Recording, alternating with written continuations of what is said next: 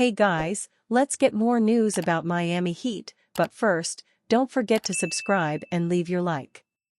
Miami Heat's Erik Spoelstra keeps focus on team amid Jimmy Butler drama. Miami Heat coach Erik Spoelstra has never allowed outside noise to enter the locker room. That's why he's treating the latest Jimmy Butler drama the same. On Monday, the Heat announced they were suspending Butler indefinitely after another violation of team rules. Spoelstra the staff didn't address it with the team because they are ready to move past the situation. "We didn't even talk about anything today other than preparing for the Magic," Spoelstra said during Monday's pregame interview. "I get it, what you guys all want right now. I figure that's why this media room is full right now. We're trying to quiet the noise. We're just focusing on the task at hand. There's no better place to be than just the present moment." The Heat reportedly suspended Butler again because they were going to keep Haywood Highsmith in the starting lineup. According to ESPN's Shams Charania, Butler left practice. This was supposed to be his first game after serving another 2-game suspension for similar issues. Spoelstra said the Heat are only interested in moving forward despite all the surrounding drama. The latest suspension marked Butler's third in a month since he requested a trade last month. "We'll try and make adjustment if we need to," Spoelstra said. "Whatever we feel is necessary right now. We're learning more about this group as we go, and we'll figure it out." 3 things Heat fans see that should start to get talked about by national media. To nobody's surprise, it took drama and negative headlines for national media to finally give attention to the Miami Heat this season. Jimmy Butler's messy trade demands may have stolen the spotlight, but there is more to talk about with this team other than the Heat star's recent fiasco. For years, even through the bright spots with Miami, the media has avoided giving that well-deserved recognition. Despite making a pair of NBA Finals, along with reaching a Game 7 of an Eastern Conference Finals in a 5-year span, few had viewed the Heat as contenders during that time. The team had to embrace their underdog status, and they did so as best as they possibly could have. Fast forward to this year's squad, it has been a disappointing campaign, to say the least. Still, the Heat find themselves at the thick of the East's playoff race. They currently are sitting at the 8th seed and just 0.5 out of 6th, 2.5 behind 5th.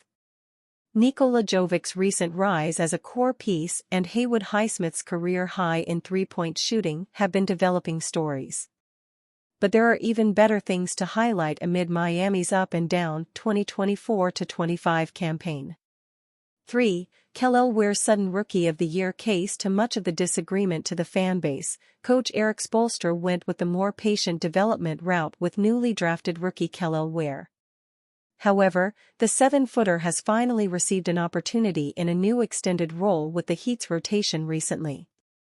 He was promoted to the starting lineup, forming an ultra-athletic, versatile and intriguing duo alongside Bam Adebayo.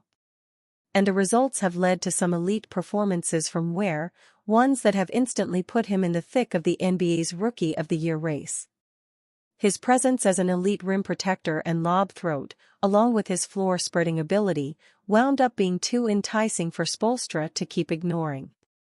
2. Bam Adebayo's leadership and defense. Luckily for the Heat, they have been in terrific hands amid all the Butler drama with the leadership and professionalism from Adebayo.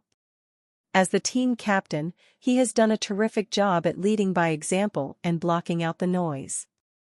The all-star big man has put together a reliable campaign in terms of availability, appearing in 43 of Miami's first 44 games.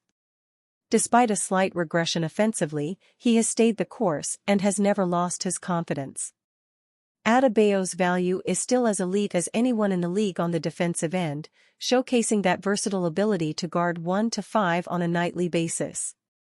He is the anchor and pillar of everything the Heat aspire to do defensively. Without his impact, this already inconsistent season for the team would look significantly worse.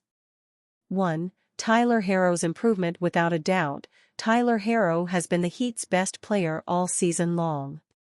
The emerging combo guard is in the midst of a breakout year while all of Heat Nation patiently awaits the NBA's All-Star Reserves announcement, which is taking place this Thursday, January 30th on TNT. Herro's progression has unsurprisingly flown under the radar within the national media. Herro's per-game stat line of 24.0 points, 5.5 rebounds, and 5.2 assists on 47.6% shooting, 41% from three-point range and 62.5% true shooting efficiency are all good for career highs.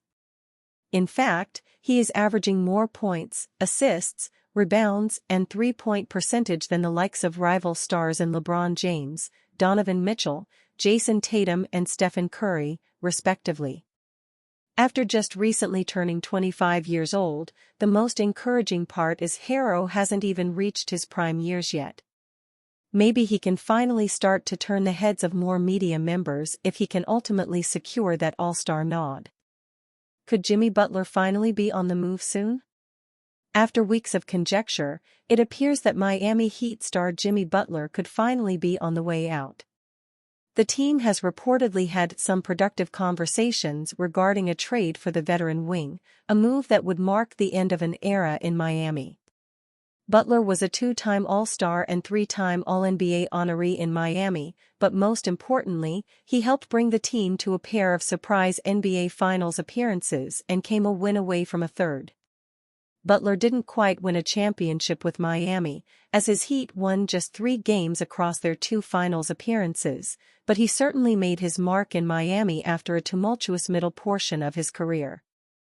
After spending his first 6 NBA seasons in Chicago, rising from relative anonymity to perennial All-Star as a Bull, Butler was traded to the Minnesota Timberwolves, where he lasted just a season and a half before another trade to the Philadelphia 76ers.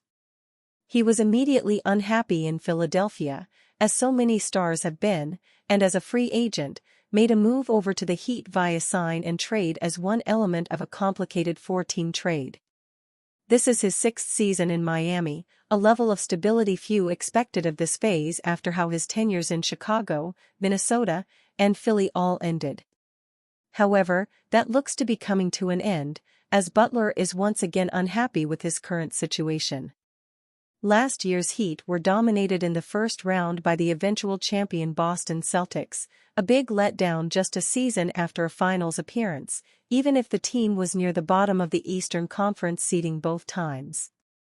This year, they're in a similar position, sitting at .500 in 9th place in the conference, and Butler's own play has taken a dip. His average of 17 points per game is his worst since his 3rd season, and it's the first time he's been below 20 points since his mark of 19.9 during his first Heat season.